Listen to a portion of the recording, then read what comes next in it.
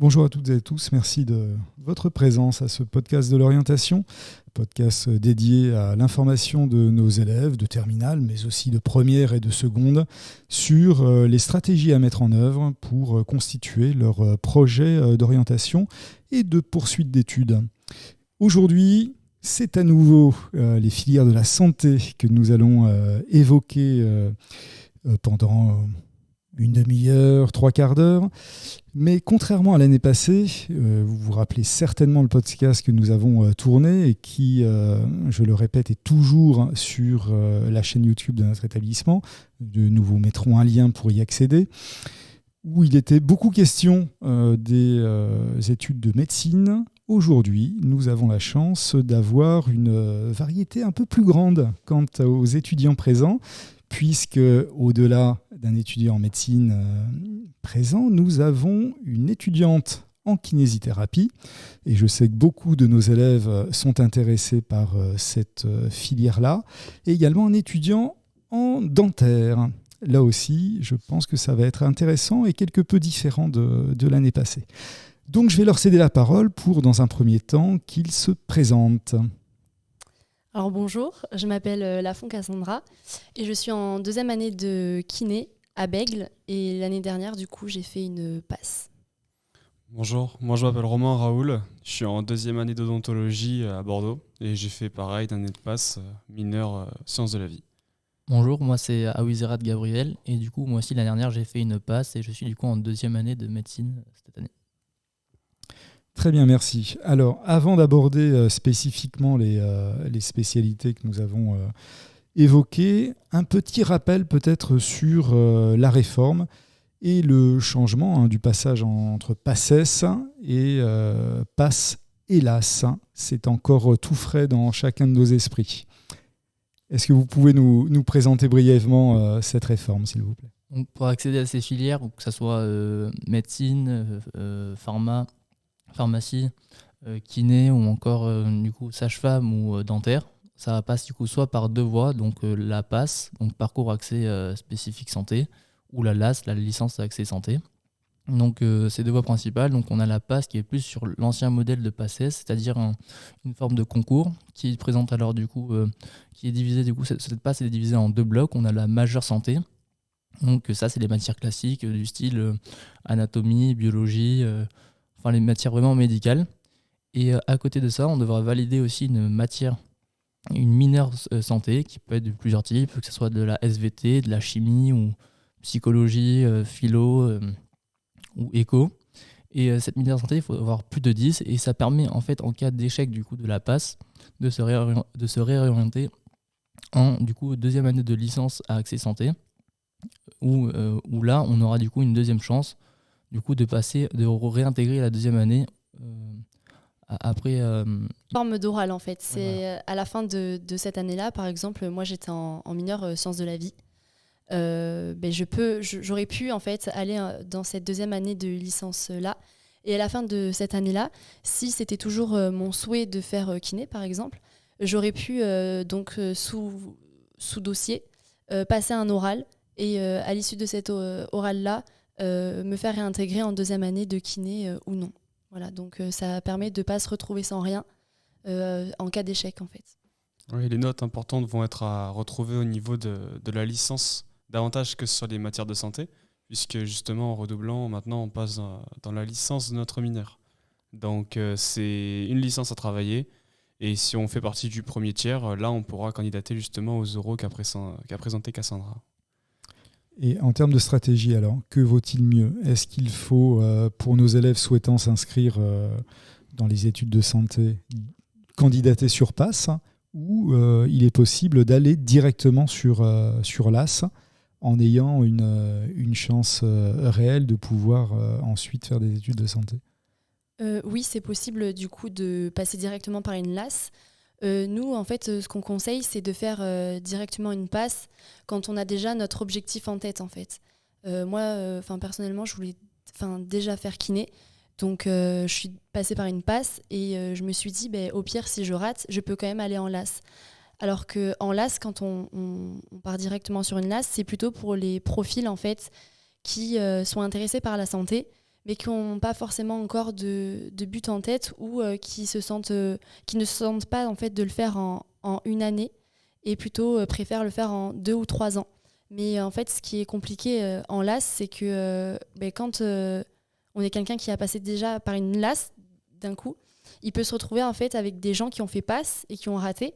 Et c'est plus compliqué parce que quand on est en passe, on a acquis quand même une méthode de travail vraiment super bien, alors qu'en LAS peut-être un peu moins. Et donc on a quand même plus de concurrence et je trouve assez ça compliqué. D'accord. Oui, en fait, de plus, c'est qu'en fait, en passe, on a déjà, enfin, du coup, pour expliquer le fonctionnement de la LAS, qu'on n'a pas expliqué tout à l'heure, la LAS, du coup, c'est l'inverse du coup de la passe. Ça veut dire qu'on aura cette fois-ci une majeure qui sera du coup en fonction de la LAS qu'on a demandé, donc soit chimie, soit SVT ou psycho ou autre. Et on aura une mineure santé à valider, cette mineure santé, en fait, ça correspond aux 10 matières qu'on passe pendant la passe, et du coup, il faudra se les répartir sur les 3 ans, du coup, pour réintégrer du coup, la deuxième année de médecine. En fait, l'intérêt de faire une passe, c'est que même si on la rate, mais qu'on a quand même fait un travail sérieux, on aura du coup normalement validé notre mineure santé déjà en LAS, ce qui fait qu'en fait, on n'aura plus qu'à se concentrer sur la matière en question du coup de la majeure de la licence, du coup représente un avantage par rapport à ceux qui ont fait que la licence. D'où le pourcentage à peu près. En fait, la fac va nous dire qu'il y a 50% de places attribuées au LAS et 50% de places attribuées au PASS. Cependant, lorsqu'on est en amphi, à peu près 90% des étudiants sont passés par une PASS. Donc soit l'ont eu directement, soit sont passés par une LAS. Donc en fait, ce pourcentage est un peu faussé, on va dire, de ce point de vue-là. Il y a une autre petite subtilité à savoir, c'est qu'entre la PASSES et la PASS, on change le type de numérus. Avant, on était sur un numérus clausus, donc le nombre de personnes ne pouvait pas varier. Maintenant, avec le numérus apertus, il peut à tout moment varier en cours d'année universitaire. Et si des places doivent être rajoutées, la majorité des candidats étant absolument sûrs de leur choix de filière, en fait, sont en PASS, les places vont être reversées en priorité au PASS. Si, par exemple, je prends le cas de dentaire, une trentaine de places ont été rajoutées sur le numérus, ces 30 places ont quasiment été ajoutées uniquement aux candidats de PASS qui ont tenté les épreuves orales. Donc en fait, si on tente le PASS, on optimise considérablement ses chances d'avoir ce genre d'événement qui tourne à notre avantage. Alors après, moi je conseillerais toujours de se baser sur les numérus indiqués au départ par la faculté. Maintenant, c'est vrai que si jamais ça doit arriver, ce sera les PASS qui en bénéficieront le plus. D'accord, merci, c'est très éclairant. Concernant l'accès à ces études de santé via la plateforme Parcoursup, quelles ont été vos stratégies à chacun pour essayer de maximiser en fait votre capacité à obtenir une place dans ce dispositif Parcoursup? Alors moi, tout d'abord, ce que je conseille de faire à chaque étudiant, c'est quand ils vont faire leurs vœux, PASS sur Parcoursup, c'est en fait au niveau des choix des mineurs. Par exemple, moi j'étais intéressée par STAPS, mais j'en ai mis d'autres parce que en fait on a un certain quota de place en fait pour chaque mineur. Et si on met qu'une seule mineure, on prend le risque de ne pas être pris et de ne pas pouvoir rentrer en PASS. Donc moi, ma stratégie, c'était de mettre presque toutes les mineures. Bon, évidemment, j'ai mis celles qui m'intéressaient parce qu'au final, c'était ce que je devais devoir aussi travailler. Donc pour ma part, c'était ça ma stratégie. Pareil, moi, dans le doute, j'ai mis toutes les mineures possibles. J'ai même postulé, à vrai dire, sur les PASS de différentes facultés pour au cas où, si jamais à Bordeaux, je venais à pas être pris, si j'étais pris ailleurs, au moins comme ça, je pouvais tenter le concours. Maintenant, sur le choix des mineurs, j'ai eu la chance d'avoir quasiment tous mes vœux, sauf à quelques exceptions. J'ai préféré choisir ceux dans les domaines où j'étais fort au lycée, parce que je me suis dit que la mineure ne jouant pas sur le classement final de dentaire, il valait mieux que ce soit quelque chose qui me plaise, parce que comme ça serait plus facile à apprendre et je passerais moins de temps dessus en fait. Ce serait pas une corvée de la réviser. D'accord. Quelles étaient vos positions lorsque vous avez candidaté sur chacun des vœux? Est-ce que vous étiez positionné assez loin ou Moi, je me suis fait assez peur, entre guillemets, parce que, en fait, j'avais pas réalisé qu'en fait, la sélection sur Parcoursup se faisait sur les 3 premiers trimestres de première et sur les 2 premiers trimestres de terminale. Et malheureusement, j'avais fait une mauvaise première. Donc, je suis arrivé, je crois, en liste d'attente, il y avait 150 places en chimie. Et j'étais 2500e sur liste d'attente. Donc, un conseil, voilà, essayer de travailler bien la première et avoir aussi un bon comportement, c'est important parce que sinon, ça peut vous pénaliser sur Parcoursup. Et ça serait dommage de ne pas pouvoir tenter sa chance à cause de Parcoursup. Pareil, moi je voulais STAPS et il n'y avait que 50 places en STAPS et j'étais sur liste d'attente. Et après, j'avais demandé sciences de la vie, psycho et là j'ai été acceptée. Pareil, avant j'étais sur liste d'attente et après ça s'est décanté. Donc, et j'ai été prise en sciences de la vie. D'accord. Et combien de jours ou de semaines après la publication, la première publication des résultats ? Je dirais 15 jours après. D'accord. Oui, c'est quand même assez... Oui, il faut pas paniquer, oui, c'est ce qu'on conseille à nos élèves. Hein, c'est stressant, mais en fait, sur Parcoursup, ce qui est un peu embêtant, c'est qu'il y a plein de gens qui font des vœux au cas où, et du coup, tous ces gens-là, ils sont quand même pris en compte, et donc il faut attendre qu'eux choisissent leurs vœux, qu'ils acceptent, et comme ça, ça leur fait enlever le vœu que nous, on souhaite, et le temps que tout ça se fasse, ça prend beaucoup de temps. Oui, il ne faut pas trop s'inquiéter. Moi, j'ai jusqu'à 3 jours de la fermeture des vœux. J'avais toujours pas mes vœux de médecine, mais au final, je les ai eus et ça s'est plutôt bien passé. Donc, au final, il ne faut pas trop s'inquiéter, mais il faut quand même, pour éviter ce stress, quand même essayer de bien travailler ces trimestres de première et de terminale.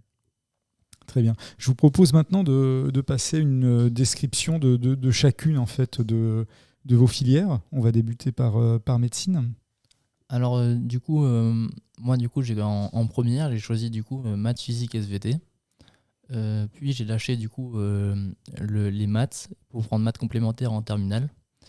Puis grâce à Parcoursup j'ai été pris pour la filière PASS. Donc une fois rentré en PASS, il fallait choisir il fallait compléter un total de 60 ECTS, c'est-à-dire en gros 20 matières à faire, dont 10 matières sont dans le compte pour le classement de médecine et 10 autres matières qui sont soit validées par la mineure, soit des matières en plus pour compléter ces 20 matières à faire pour compléter la passe. Donc une fois que moi j'ai eu la chance de réussir du premier coup et aussi de pas passer les oraux, donc je suis passé directement en deuxième année de médecine. Et là, il me reste encore entre 9 à 12 ans d'études. La deuxième et troisième année, c'est encore le cursus général. Puis entre la quatrième, cinquième et sixième année, là je serai à mi-temps entre l'hôpital et les cours. Et je passerai en concours en fin de sixième année pour justement choisir ma spécialité. Et enfin, de la 6e à la 9e ou 12e, en fonction de la spécialité choisie, j'apprendrai mon métier et je serai à l'hôpital presque à temps plein et aussi un peu des cours à valider. Mais c'est surtout là vraiment à apprendre sa spécialité pour le coup. D'accord. Merci. Concernant dentaire ? Dentaire, alors moi pareil, de ce qui était de mon lycée, j'ai fait la voie un peu classique, maths, physique, SVT en première et après physique, SVT en terminale avec maths complémentaires. J'avais surtout un profil vers la biologie, pas trop vers les maths, donc j'avais quand même continué la physique parce que j'aimais bien ça et parce qu'on m'avait dit que c'était important pour mon année. En effet, pour dentaire, c'est vrai que c'est important, c'est une matière qu'on revoit au premier et au second semestre. Et de ce qui était du concours pour dentaire, il y a quelques petites subtilités avec les autres, c'est que c'est l'un des numérus les plus bas. Alors c'est assez perturbant parce que d'un côté on pense que dentaire c'est plus facile d'accès parce que les notes sont plus basses. D'un autre côté on se dit que c'est peut-être plus dur parce que le numérus est plus faible. Dans tous les cas, chaque filière a ses difficultés. Dans le cas de l'odontologie, il y avait des matières qu'on n'avait jamais vues concernant la science des biomatériaux et beaucoup de physique. Donc c'était vraiment les domaines prédominants de mon corps de métier. Et après, donc là maintenant je suis en deuxième année, je fais beaucoup de pratiques. C'est l'une des particularités de l'odontologie, c'est qu'on commence très tôt à manipuler des dents factices et avoir un petit peu à traiter des petits bilans diagnostiques type. Donc ça, c'est pas mal, avoir la morphologie en 3 dimensions des dents, etc. Et toujours un petit peu de cours théorique parce que la théorie, c'est indispensable dans notre cœur de métier. Après, en 3e année, on monte encore d'un niveau en termes de TP parce qu'on se rapproche petit à petit des actes cliniques pour après, en 4e année, entrer en externat. Et là, on commencera à être un peu une petite main et à faire quelques soins sur des patients à la faculté. La 5e année, c'est un petit peu pareil, à l'exception d'une chose, c'est que c'est l'année où on va préparer le concours. Donc, comme l'a dit Gabriel, ça sera en 6e année pour le concours de médecine. Pour le concours des dentaires, pour ceux qui souhaitent le passer, ce sera en 5e année. Donc, les concours de dentaires sont basés sur le concours d'internat, je veux dire. C'est un concours qui est national et qui déterminera la spécialité qui sera réalisée, si c'est de l'orthodontie, de la médecine bucco-dentaire ou de la chirurgie orale. Mais elle déterminera aussi le lieu d'exercice. Donc, en fait, si par exemple, vous voulez faire de l'orthodontie et que vous êtes premier dans le concours, vous pourrez faire de l'orthodontie donc, et vous pourrez la faire où vous voulez. Si par contre, vous êtes le dernier à pouvoir aller en orthodontie parce qu'il reste une seule place, si cette place n'est pas à Bordeaux, vous serez amené à ne pas rester à Bordeaux si vous voulez vraiment devenir orthodontiste. Après, l'issue de ce concours va donc se prolonger sur de l'internat. Pour faire de l'orthodontie ou de la médecine bucco-dentaire, ça ira jusqu'à une 8e année d'études, où se terminera sur une validation de la thèse, et après le diplôme. Donc c'est un diplôme d'état spécialisé, DES, en orthodontie ou en médecine bucco-dentaire.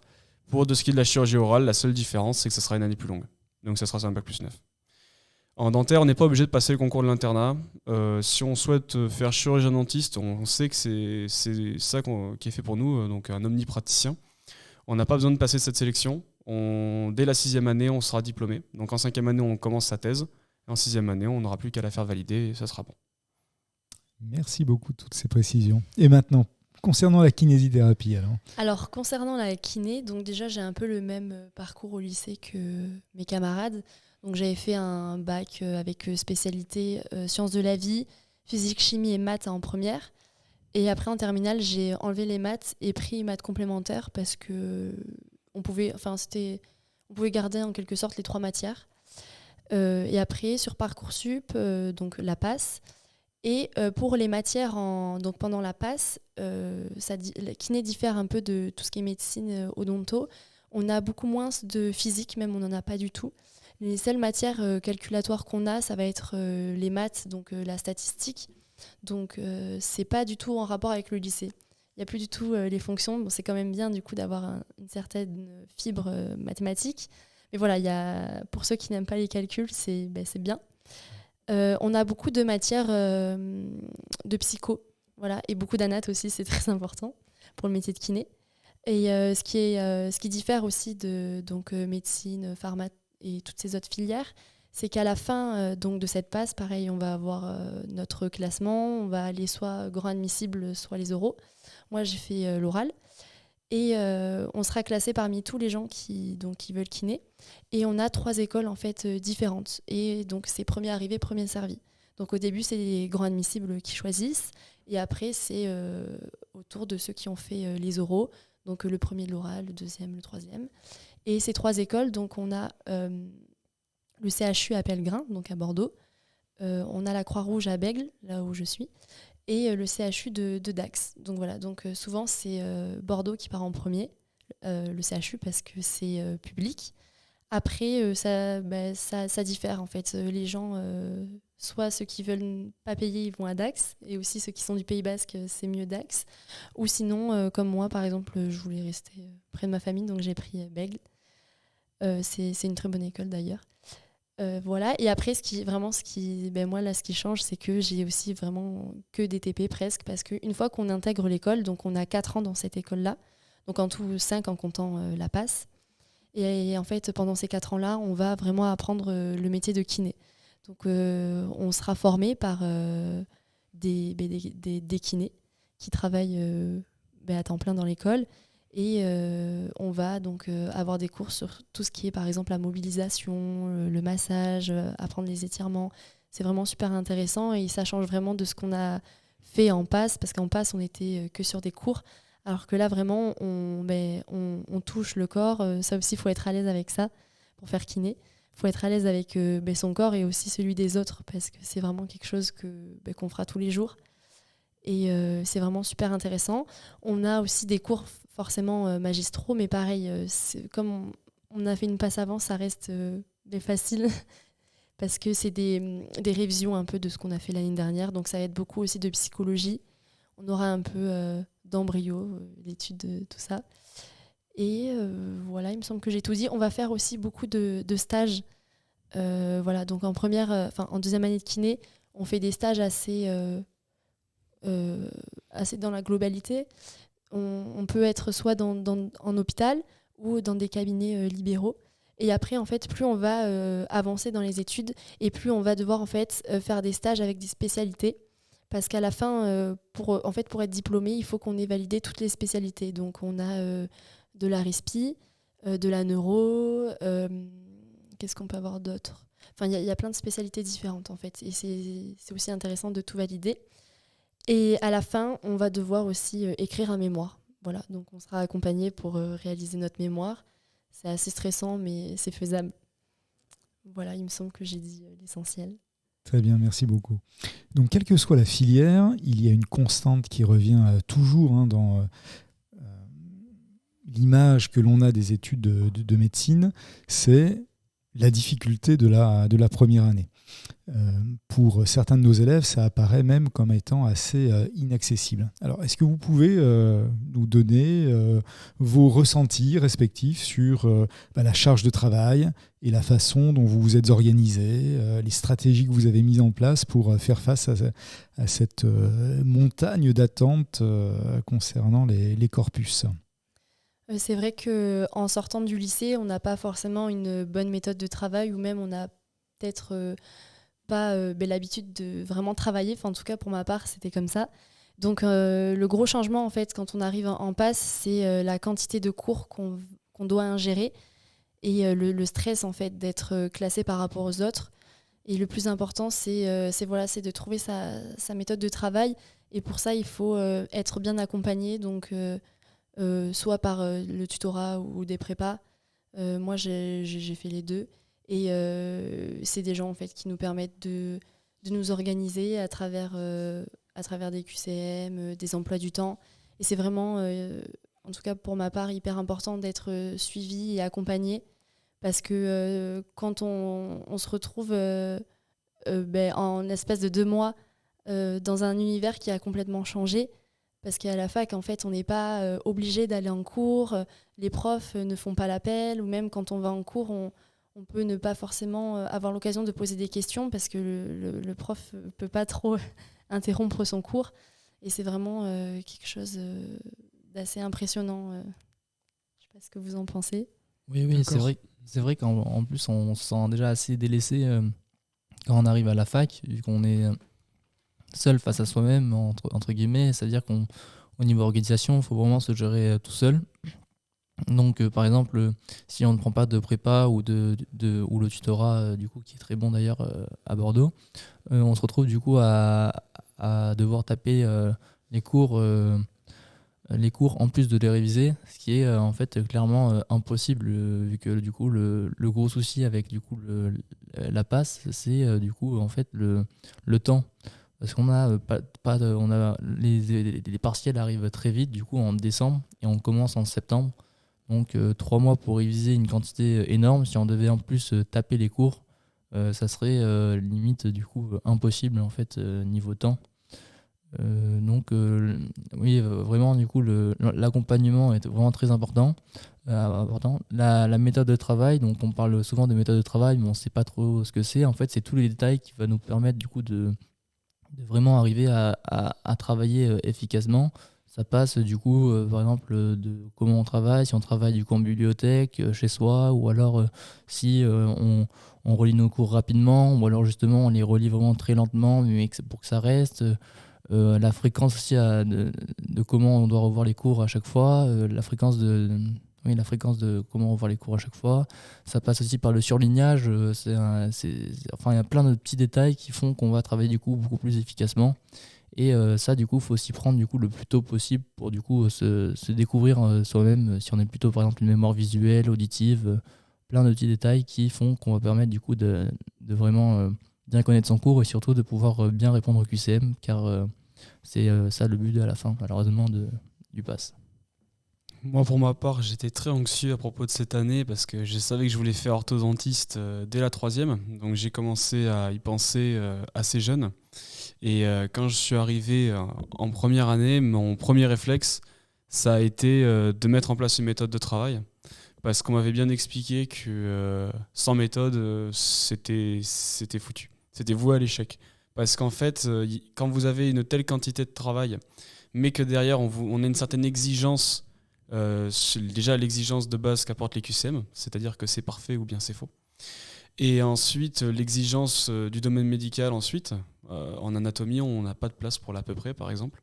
Dans le métier de dentiste non plus. On peut pas trop se permettre les erreurs. Donc là, ils essaient de nous l'apprendre dès la première année, à être exigeants sur nos notions. Donc j'avais mis en place ma méthode sur des semaines de travail, un petit peu calqué sur ce que j'avais au lycée pour pas trop me dépayser. Maintenant, c'est sûr que, comme l'ont dit mes camarades, c'est un gros changement. On est un peu jeté dans le grand bain comme ça et on n'a pas d'aide. Donc moi, j'avais préféré prendre le tutorat au cas où, mais j'avais pas eu le temps d'y aller parce que j'étais aussi en prépa à côté. J'avais pris le temps d'y aller un petit peu au second semestre en complément pour essayer d'optimiser mes résultats. Maintenant, voilà, je pense qu'il faut avoir son accompagnement et se le faire sur mesure. Parce qu'une méthode, en fait, c'est très personnel. Les outils qu'on utilise aussi, il faut se les choisir, il faut se les adapter. Et en fait, voilà, je pense que les qualités nécessaires, en tout cas, pour réussir cette année, c'est vraiment de la motivation et de l'organisation. Il faut être très méthodique et stratège un petit peu pour arriver à bien anticiper ses QCM. D'accord. Alors, d'après ce que je comprends, vous avez tous les trois pris une prépa privée, hein, qui se fait en parallèle de vos études de médecine. C'était le cas également de ceux qui étaient intervenus l'année passée. Est-ce que vous considérez que cette préparation est indispensable ? Parce que je crois qu'elle est payante, hein, et c'est au niveau de 3-4 000 euros, c'est ça ? Oui, ça varie en fait suivant les prépas. Parce que forcément, il y en a plein, il y en a des différentes. C'est pour ça qu'il faut bien se renseigner en amont avant d'en choisir une. Et alors, indispensable, je dirais pas que c'est indispensable, ça dépend des profils. Par exemple, il y en a qui peuvent prendre que le tutorat et très bien réussir, ça dépend vraiment. Moi, par exemple, pour ma part, au lycée, j'étais pas quelqu'un de très bosseuse et de très, organisée. J'étais même pas du tout organisée. Et je savais qu'il me fallait vraiment quelque chose derrière qui puisse pas m'obliger, mais faire en sorte de me donner un maximum d'organisation. Et c'est pour ça que, au début, j'ai commencé par me renseigner par rapport au tutorat, m'inscrire au tutorat. Je sais pas si vous savez ce que c'est, mais le tutorat, c'est géré par des étudiants, donc comme nous, par exemple. Et ils nous donnent des cours de l'année passée. Et ils nous donnent aussi, ils nous font des ED, des QCM. Et donc il y en a qui réussissent très bien en prenant que le tutorat. Moi, ça m'a pas forcément plu parce que je trouvais pas, j'y trouvais pas mon compte. Et donc après, je me suis renseignée sur les prépas et oui, j'ai fait une prépa. Voilà. Mais après, ce n'est pas indispensable, non. Bon, pour ma part, j'avais pareil, j'étais au lycée, j'étais pas mauvais, j'étais travailleur, j'avais déjà essayé pas mal de méthodes de travail.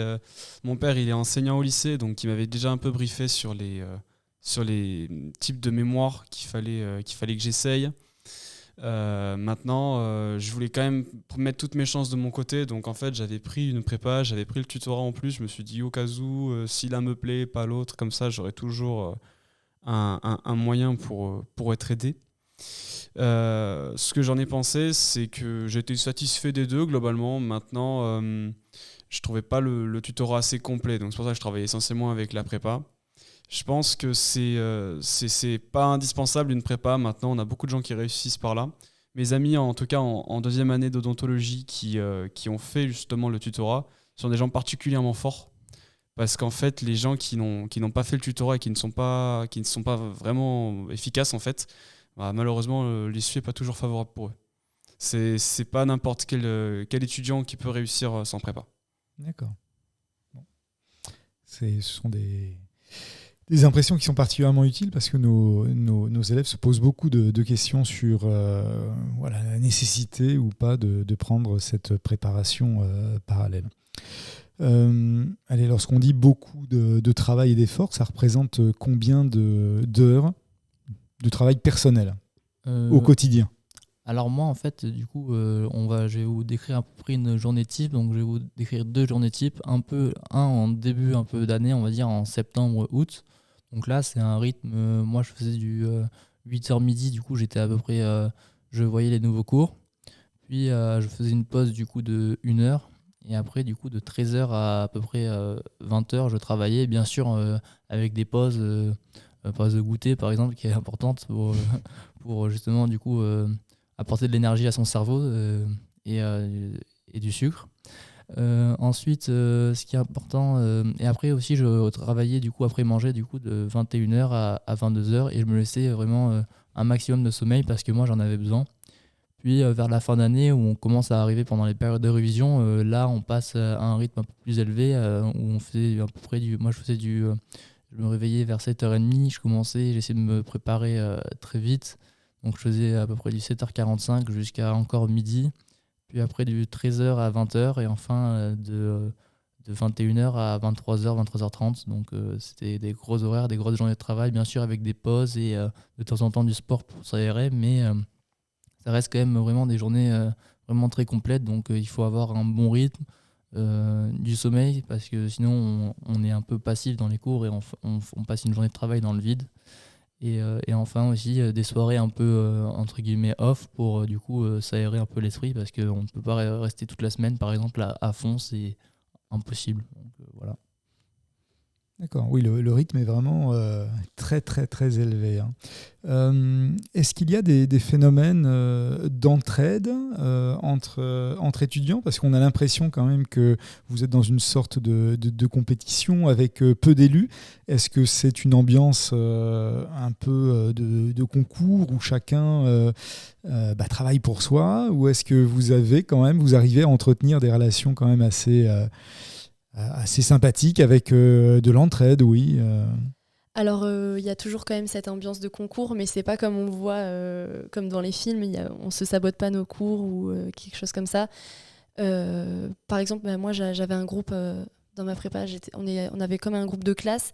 Donc au début, on ressentait cet esprit un peu de concours, mais à la fin, comme on se voyait tout le temps, on commençait à tisser des liens. Et j'ai même, du coup, des amis grâce à ça. Donc oui, il y a quand même cet aspect d'entraide. Enfin, en tout cas, moi, pour ma part, je travaillais tout le temps avec 3 amis à moi. On allait à la BU. Et dont une qui faisait kiné avec moi. Donc, et je la voyais pas du tout comme ma concurrente. Justement, ça nous motivait. On se motivait ensemble. On avait cet aspect d'entraide, vraiment. C'est sûr que c'est une année, il vaut mieux pas l'appréhender tout seul. Hein. Moi, j'avais des camarades de classe qui voulaient faire médecine aussi, donc au moins on était un petit groupe de potes, on était ensemble, on s'encourageait, on se donnait des petites infos quand elles sortaient. Alors bon, c'est sûr que le concours a fait que le groupe a pas tenu du jour A jusqu'au jour B, hein, c'est comme ça. Maintenant, dans l'ensemble, j'ai quand même gardé pas mal de contacts et je me suis fait de nouveaux amis. En fait, l'avantage que j'avais dans ma prépa, c'est que comme on était dans des classes, au final, on se connaissait mieux. On était plus solidaires les uns des autres, on se sentait plus tous dans le même bateau, en fait. Que quand j'allais au tutorat, on est beaucoup plus nombreux et on est un peu plus brassés. Et en fait, l'ambiance n'est pas vraiment la même. Là, on ressent plus le concours. Pareil, après, c'est sûr qu'il y a eu beaucoup de rumeurs et de légendes sur la première année qui sont peut-être vraies pour certaines. Moi, j'avais entendu des histoires de vol d'affaires à la bibliothèque, des choses comme ça. Bon, ça, je pense que ça fait partie pour certaines de légendes. Maintenant, il y en a peut-être qui sont vraies. C'est sûr qu'un concours, ça monte à la tête de certains. Mais c'est toujours mieux d'être avec des gens sur qui on peut compter, quoi. Qu'on ne se sentir pas totalement seul et isolé. C'est vrai que dans l'ensemble, on va dire, il y a quand même une plutôt bonne ambiance, à part certains qui parfois vont essayer de, par exemple, vont mentir sur le nombre de cours qu'ils ont vus ou qui vont, essayer d'impressionner les autres. Donc, en vrai, il ne faut pas écouter trop les autres. Il faut vraiment être dans sa bulle et du coup respecter son travail et en même temps avoir un groupe d'amis de 5-6 personnes où on s'entraide, où on se pose des questions sur les cours. Où on se relaie les informations, ce qui est important parce qu'il y a beaucoup de mails durant cette année, donc c'est bien d'être à plusieurs pour être sûr de ne pas les rater. Et c'est vrai que cette entraide, en vrai, on la ressent quand même vraiment. On la ressent vraiment. Quand même. Bon, parfait. Écoutez, je crois que nous avons fait le tour. Merci beaucoup à vous trois. C'était vraiment très intéressant, très éclairant, et je crois qu'on a eu des ajouts qui étaient vraiment très très sympathique à pouvoir appréhender sur dentaire, sur kiné. Je pense que ça va satisfaire pleinement nos élèves qui sont avides de conseils et d'expériences concernant ce qu'ils envisagent de faire dans leur poursuite d'études.